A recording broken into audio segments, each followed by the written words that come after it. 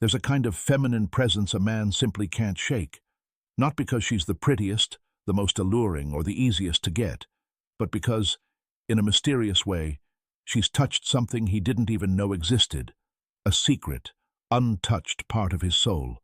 And for a reason he can't quite put his finger on, this woman starts to consume his thoughts. He wakes up, and she's there. He spends his day distracted, catching glimpses of her voice in his mind. At night, when the world quiets, she returns like a soft wave, insistently caressing his spirit. But why does this happen? What exactly did she do? The truth is, she understood something Carl Jung discovered over a century ago, something almost no one truly grasps.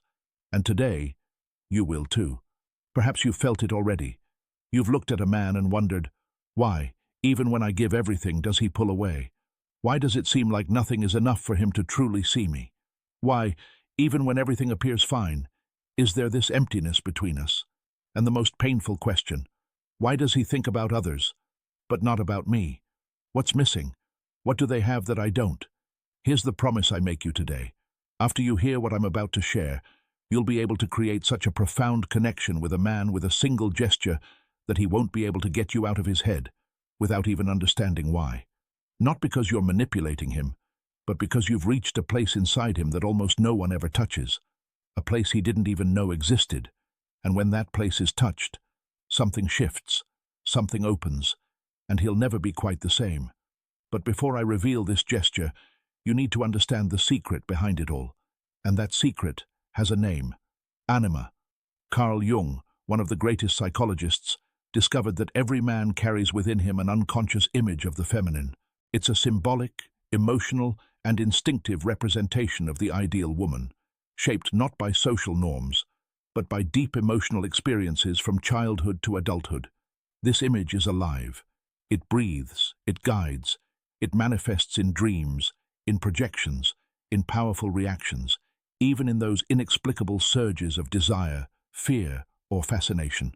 And more importantly, this image, what Jung called the anima, is the invisible filter through which he sees all the women he interacts with. Imagine this. You say something simple, a compliment, a casual comment, and suddenly he reacts with a spark in his eyes. Or conversely, you do something small, almost insignificant, and he shuts down, becomes distant, irritable. What's happening isn't rational, it's symbolic.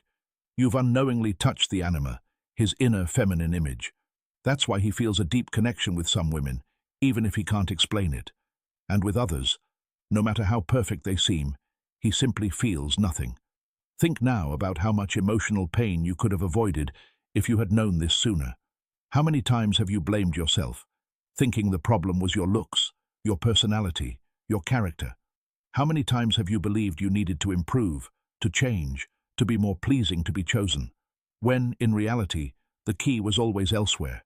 Not in what you show, but in what you activate.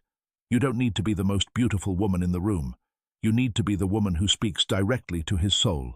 And that language isn't logical. It's not rational. It's archetypal. It's ancient. And that's what we're going to unlock together right now. Picture, for a moment, that man you desire, the one who seems distant, confused, or emotionally unavailable today. He holds within him a part that still weeps in silence, a boy who was taught not to cry, a young man forced to appear strong, an adult who learned to love without fully surrendering. This part is alive, hidden, locked away. And you know what it wants more than anything? To be touched with tenderness, to be accepted without judgment, to be seen without masks.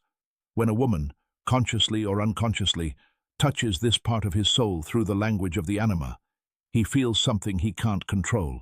He thinks about her all day, dreams about her, wonders what's so special about her. It's as if a forgotten melody begins to play within him, a memory of something he's never experienced, but has always searched for.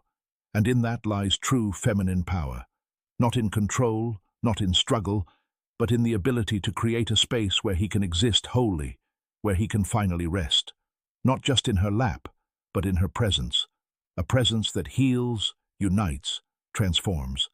But how do you do this in practice? How do you activate this anima image without force, without pretense, without manipulation? The answer begins with an inner movement, a quiet choice, the decision to see more than he shows, to look not at the ideal man, but at the real one, to embrace not just what captivates, but also what frightens, his weaknesses, his fears, his indecisiveness, and instead of judging them, acknowledge their beauty, because there's beauty in the cracks. There's strength in what he tries to hide. It's in that very moment, when you look at him and silently convey, "I see all of you," that the magic happens. Something inside him opens. He doesn't understand why, but he feels it, and he starts to think about you, because you've become a bridge, a symbol, a mirror to his own soul. Here's a truth that few women dare to admit. The man you desire is searching for more than just company or pleasure. He's searching for connection with the forgotten parts of himself. He may not realize it, he may even deny it, but deep down, he craves it. And that's why some women leave such an indelible mark on his soul, because somehow they've awakened in him that desire for connection. Stop and consider. What if you could be that woman? Not through effort, not through pretense, but through your presence, through truth, through awareness. What if, instead of trying to conquer him with external tricks, you became the one who sees what no one sees, the one who touches what no one touches? The gesture I'm about to reveal isn't a magic formula.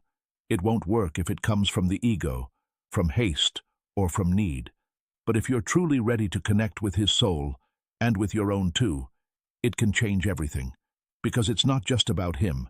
It's about you, about who you choose to be, about the space you're willing to create. And perhaps, for the first time, he'll feel he can be whole with someone, that he doesn't need to choose between strength and sensitivity, that he can be all that he is and still be loved. And when a man feels that, he transforms, and he never forgets. But listen closely. There's something you need to understand before taking this step, because awakening the anima in a man is a responsibility few are ready to assume. We'll delve into that further, because if you truly want to know what one gesture can make him think of you all day, not understanding why, you need to understand what happens within him when that seed is planted. And that answer will only be revealed in the next part. Perhaps you've already experienced something similar, a moment so simple, yet so unforgettable, that you pondered it for days. Maybe it was a lingering look during a quiet dinner, a gentle gesture from a man who rarely allowed himself to show weakness. Or maybe it was a deep conversation, one of those that happen unexpectedly when no one's trying to impress. It's in these moments that the subconscious surfaces, without masks, without pretense. Carl Jung discovered that behind these seemingly random events lies an invisible dance of two souls, a dance between what he called the anima and the animus, the feminine energy in a man and the masculine energy in a woman. In the case of a man, the anima is more than a psychological concept. It's a structuring force that defines his relationship with the sensual, the subtle, with love, and with the feminine. It's a symbolic image of the inner woman that accompanies him from a very young age. And this image is shaped not only by the influence of his mother or the women in his life. It's also formed by emotional experiences, traumas, losses, unrequited love, even by the films, songs, and books that have left a mark on his soul. It's as if within every man, there's a hidden woman who observes, interprets, and reacts to every encounter with the external feminine. And what's truly amazing is that what a man feels for a woman in real life often has little to do with her personally, and everything to do with how she reflects that inner image. Perhaps that's why you were once forgotten by someone who said they loved you. Maybe you gave your best, did everything right, but it still wasn't enough, because without even knowing it, he wasn't just looking for you. He was searching for the feeling of rediscovering something within himself, something that your presence for some reason couldn't awaken. And that has nothing to do with your worth. It's not about merit. It's about symbolism, about the unconscious, about layers so deep that no logic can reach them. Many men go through life unaware of this search. They think the problem lies with the women they meet, or that they need novelty to feel alive. But deep down, they crave an archetypal connection, something that makes them remember who they truly are when they're not trying to be strong all the time.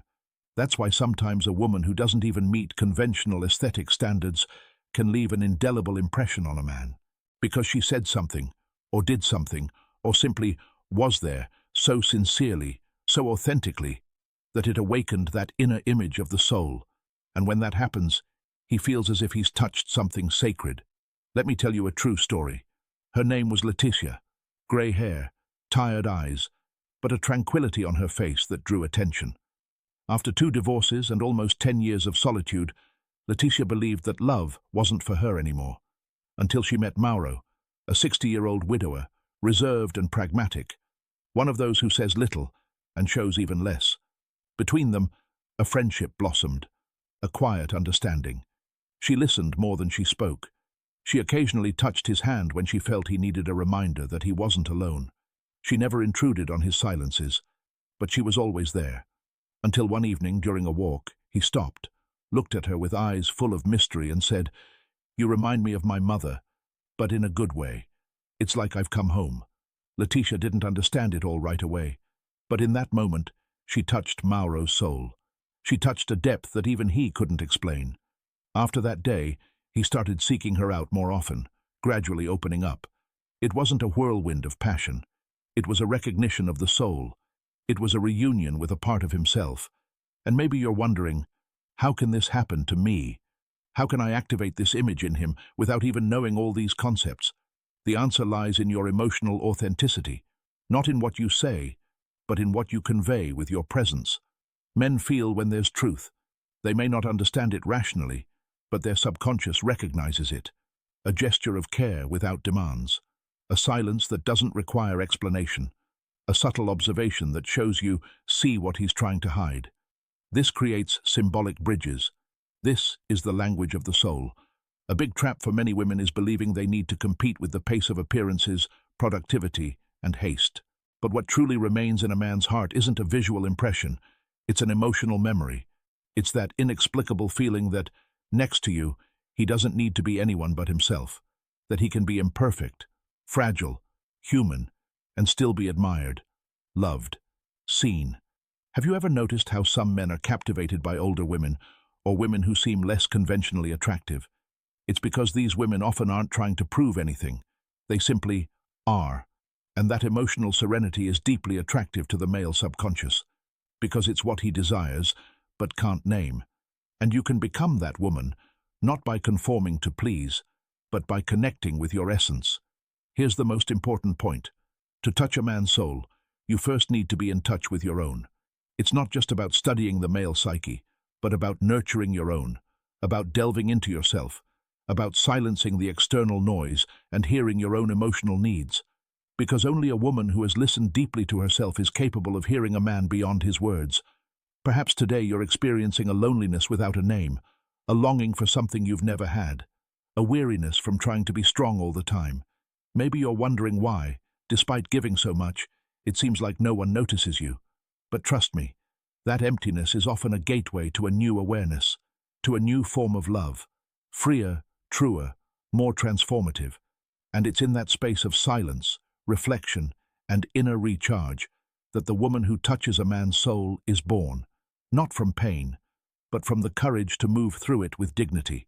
So if you've read this far, I want to recommend something valuable, something that can be your first step toward awakening that woman who already exists within you and who may have been forgotten in the hustle of daily life. Recommend ebook resource.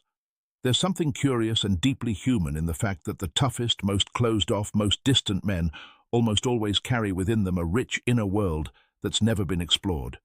As if in their hearts, there's a closed forest, full of paths, rivers, ravines, and secrets. But very few people have dared to enter it, not because they didn't want company there, but because even they didn't know how to open the gates. And that's why, when a woman first enters that place, everything changes. Not because she forced her way in, but because she brought something with her that no one else had. True presence, eyes that see, a heart that listens, a body that doesn't impose, but accepts. For the male psyche, this is a true earthquake.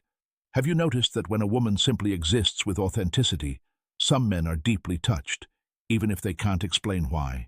Maybe it's the way she holds his gaze without fear, or how she doesn't rush to fill the silence, or how it seems like she's listening with her whole body, as if her soul has paused to hear him. This isn't seduction. It's not a tactic. It's archetypal language. It's symbolic. It's an invisible dance of the soul, happening without a script, without a mask, without text. But what exactly is happening in those moments? Carl Jung noted that symbols are the language of the soul. And what are symbols if not gestures filled with meaning that goes beyond the surface? When you touch a man's shoulder as he shares something painful, that's a symbol. When you listen to him in silence and simply smile with tenderness at the end, that's a symbol. When you respect his time and tell him with your eyes, "I'm here if you need me," you're activating an emotional memory in his psyche that perhaps has never been touched. Now I ask you, how many women in a man's life have truly communicated with him in this language? How many have touched his essence, not just his protective layers? And more importantly, how many have even suspected that this was possible? Let me tell you something that might surprise you. Many men who seem emotionally unavailable are actually emotionally starved.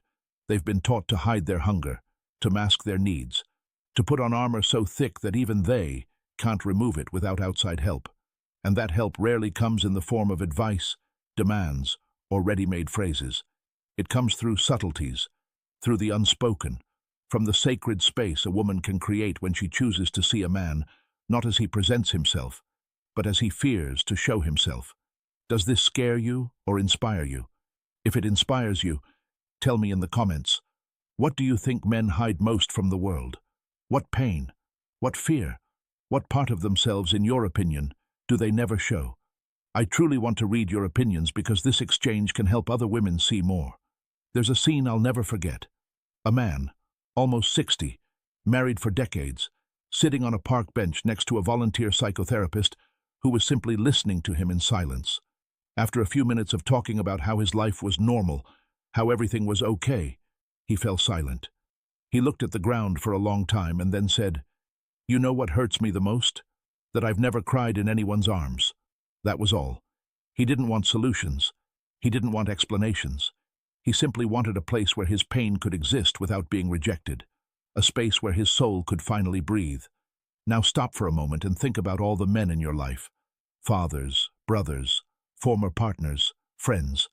How many of them, in your opinion, have had such a space? How many of them have lived long enough with their emotions before being thrust into the adult world with the obligation to always appear strong? And perhaps the most important question, haven't you yourself unknowingly demanded that impeccable strength from them? Don't blame yourself. This is a collective phenomenon. All societies have taught men and women not to trust weakness, to hide fear, and to associate vulnerability with frailty. But what happens when you break that pattern? When you look at a man and say with your quiet voice, "I see what you're trying to hide, and I not only accept it, but I admire it."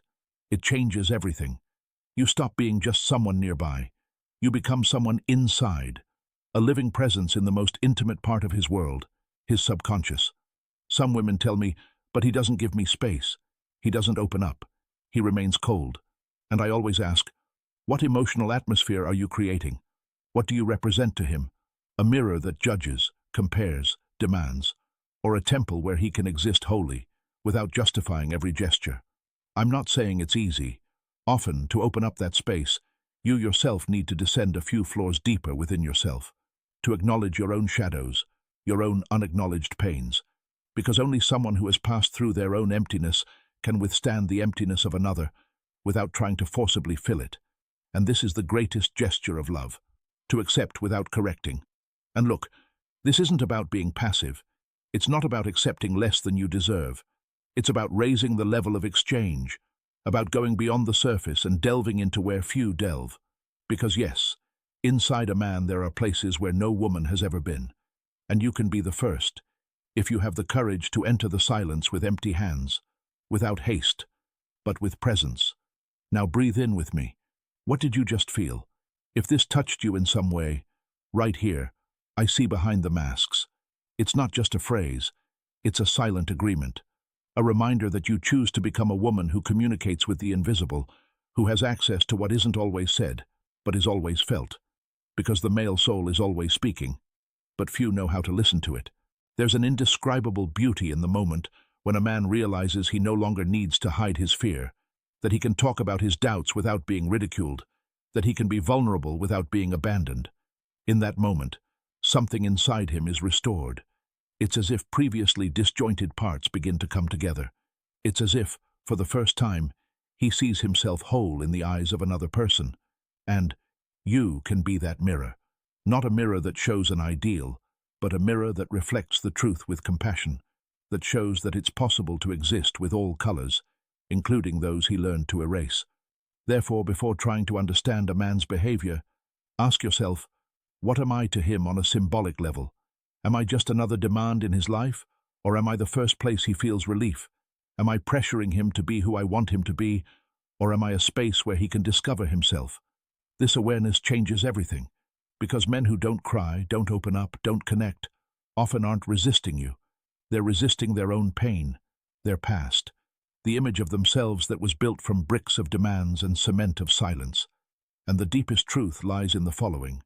When a man feels that he has been seen in his entirety and has not been rejected, he transforms, and you don't need to say anything more. He will think of you during the day, will seek you in the silence of the night, will remember how you looked at him when no one else was looking, and won't be able to explain why. But he will feel it, and perhaps, at that moment, he will want more than ever to return to that place where his soul has finally found refuge. Throughout the years, researchers of human behavior have tried to understand why some people leave such a profound emotional mark on others, even after brief interactions. The most curious thing is that this rare and lasting impression is almost never related to appearance, status, or obvious charisma. In reality, it's linked to an emotional experience that few can name, but all can feel. The moment when we're seen truly, completely, without the need to hide parts of ourselves. Carl Jung, in exploring the male unconscious, came to a conclusion that few have dared to reveal outside academic circles. The ordinary man, silent, strong in the eyes of the world, lives in an internal struggle with that part of himself that was never allowed to exist. This part often has no name, but it has weight, and it's that weight you can alleviate with a single gesture, a gesture so subtle, yet so rare, that receiving it simply shatters a person. And here begins what few can imagine. The gesture is not in giving answers, but in acknowledging the shadows. Imagine that every man carries within him not only the image of strength that the world expects of him, but also the forgotten parts of his humanity, the fears that could never be expressed in words, the sadness, masked with humor, the insecurities, covered in arrogance. These fragments form what Jung called the shadow, the set of inner aspects, suppressed or denied, often at the request of society. Have you ever wondered why, over time, many men become emotionally detached? Why so many seem to be working in automatic mode, as if following a script written by an invisible hand? It is not the absence of sensitivity. It is an excess of restraint. Men from childhood learn that their pain has no place in this world, that their tears are a shame, that their fear is weakness, and the result of this is staggering. According to data from the WHO, the suicide rate among men is 3 times higher than among women, and this is not a coincidence. This is a statistic reflecting silence, loneliness, the inability to listen, the impossibility of existing emotionally. When a woman enters a man's life and offers him a different space, a space where he can be whole, including his cracks, she becomes something extraordinary. A living reminder that true love doesn't require perfection, it requires presence. And here the gesture comes to the stage, action that transforms. We are not talking about idealized romanticism or big emotional speeches. We are talking about something almost invisible to the outside world, but absolutely revolutionary for the male soul. A moment when you notice the pain he is hiding, and instead of walking away, you approach. The moment when you recognize the fragility he was trying to hide with tenderness and without judgment. And then you say with words, or with a look, I see it and admire it. This is the portal. This is the ritual. This is the gesture. One woman once said that during a quiet dinner with her husband she noticed that he was behaving strangely. He said nothing. He was just mechanically cutting the food with tense shoulders and a lost look. She took a deep breath, put her hand on his hand and whispered, You don't have to be strong all the time. I will also bear your pain. He didn't answer, but his eyes filled with tears. He didn't cry. He said nothing. But that night, several hours later, when they were already lying in bed, he silently hugged her and cried for almost half an hour. About childhood, about exhaustion, about the fear of failure, about everything for which there was never a place, because for the first time he felt that he no longer needed to pretend. How many times in your life have you provided such a space to someone? How many times, instead of demanding explanations, have you just been there with open eyes and a calm heart, saying without words, "You can be everything here, even what you don't like about yourself"? Perhaps it seems too simple, but precisely because it seems simple, so few people do it. Because this requires a special kind of courage, a courage that does not scream, that does not try to change another, that is simply present despite the pain. And this courage has frightening power. It disarms. A person who experiences this cannot forget you, not out of attachment, but because for the first time they were touched without invading their life, they were seen without analyzing, they were loved without demanding anything in return. And here is something even more amazing. When this gesture is made sincerely, subtly, with respect for his time and pain, barriers fall like dry leaves in autumn. His voice changes. His touch becomes lighter. He seeks you not out of need, but out of recognition. He misses not out of absence, but out of connection. Have you ever experienced something like this? Have you ever seen someone transformed when they are really listened to? Tell me about it in the comments. Your story can inspire another woman who still believes that she needs to change to be loved, when in reality she just needs to open up. And it is important to say, this gesture cannot be rehearsed. It won't work if it is a strategic move, because men, even the most detached, feel when they are analyzed. They have an emotional radar, often unconscious but very accurate, that detects when they are being manipulated, especially in relation to their vulnerability.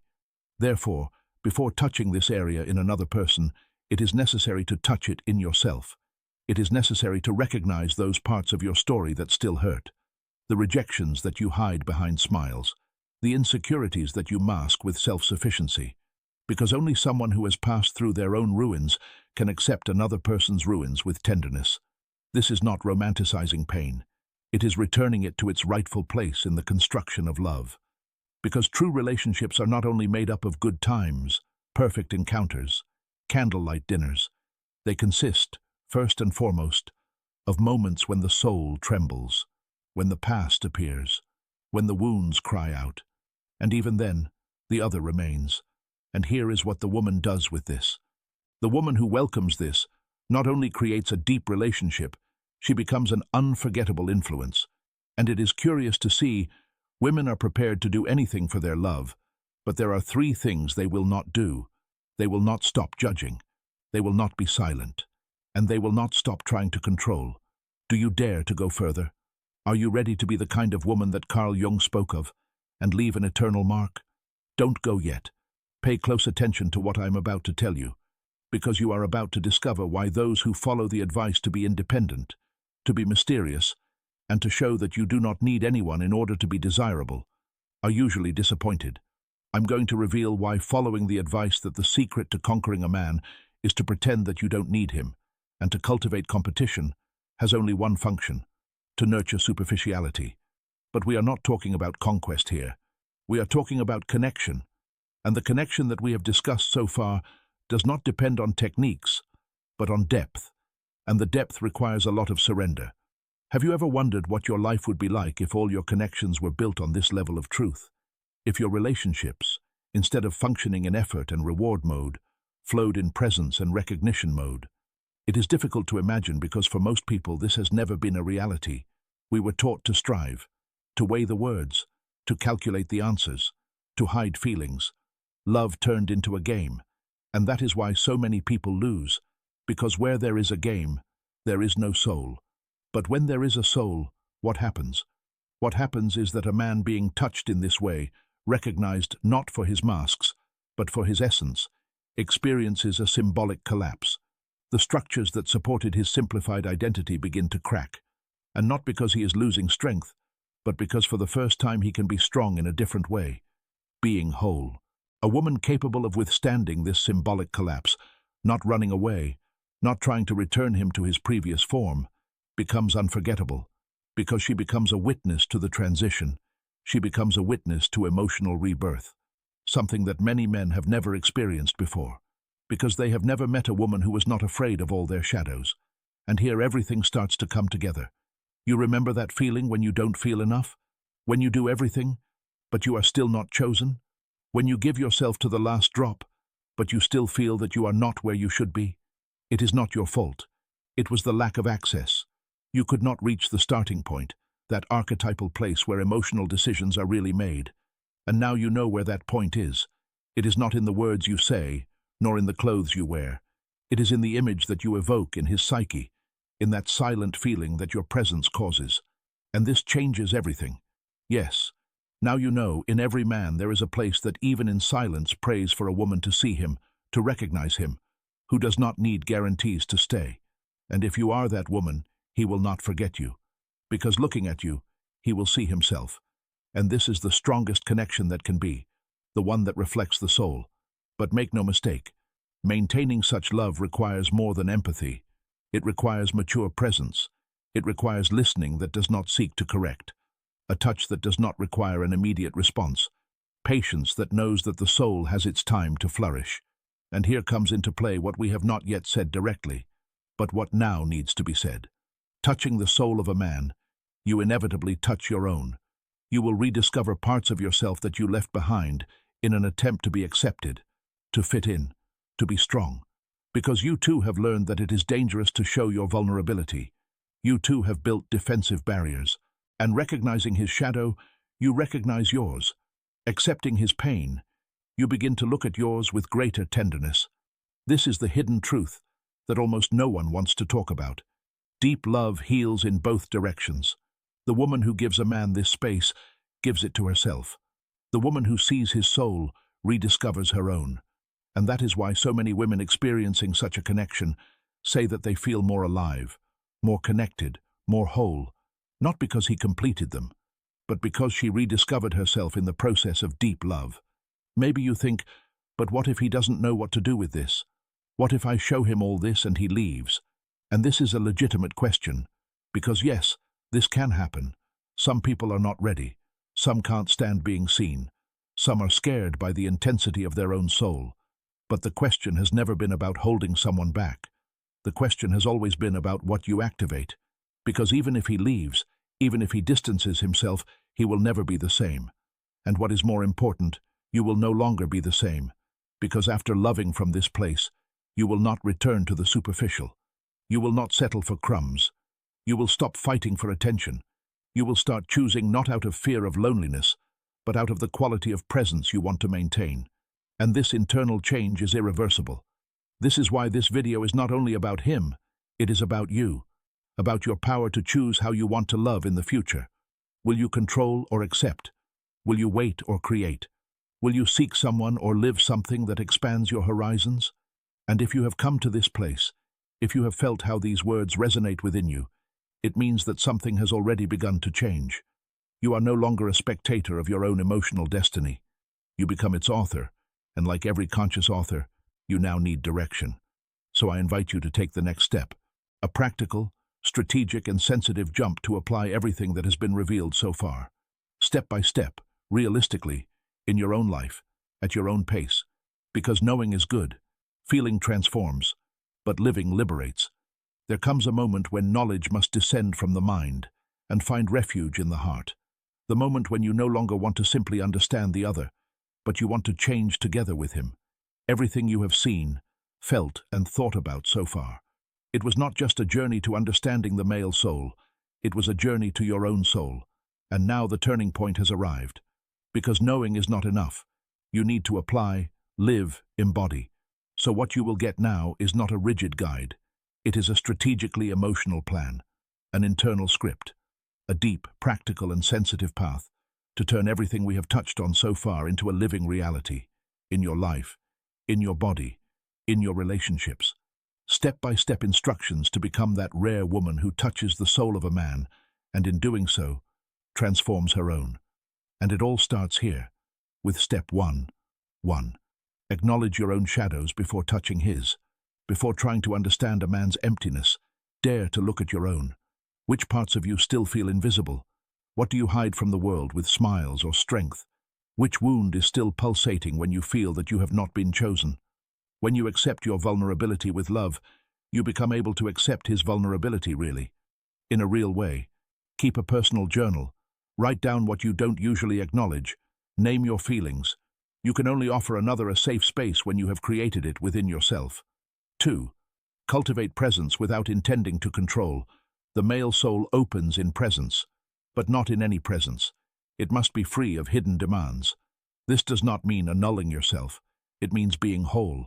When you are with him, be with him. Turn off your cell phone. Look with eyes that listen. Feel before you speak. Observe before you react. The depth is not in the correct words, but in the correct silence. Practice this in the simplest situations. At breakfast, on a walk, or even in a moment of tension. Real presence, stronger than any argument. 3. Look behind the mask and say what you see. Every man wears armor. Some call it coldness, others pride. But behind them there is always a scared child, a rejected teenager, a tired adult. Your role is not to remove that armor, but to see what's behind them, and when the time comes to talk about it, not as criticism, but as a mirror. Say something like, "I see your strength, but I also see your pain, and I admire how you try to stay on your feet every day." Saying this sincerely can break down walls that have been built for decades. 4. Create moments of shared vulnerability. Vulnerability, it is a bridge, but it only exists when it is shared. Tell your story. Show your lack. Reveal what you usually hide. It doesn't mean you have to pity yourself. It means being human. When you show yourself, you invite, and the man feels, even unconsciously, that here he too can exist wholly. Start with small gestures. Open up in a quiet moment. Share a sensual memory from the past. Weep without explanation. This is real intimacy. 5. Reframe your emotional expectations. Often we expect from the other what he has not learned to recognize in himself. The man you desire may never have learned to name his emotions. Maybe he expresses his feelings with gestures and not words. Maybe he loves in silence. Instead of waiting for him to meet your emotional expectations, as you imagine them, start observing how he shows his affection in his own way. Learning to read his emotional language is as important as teaching him yours. 6. Understand that the influence of your presence will not be immediate. Maybe he won't cry with you. Maybe he won't change overnight. But if you have truly touched his soul, then something has already begun. Maybe he will leave. Maybe he will distance himself. But he will no longer be the same, and neither will you.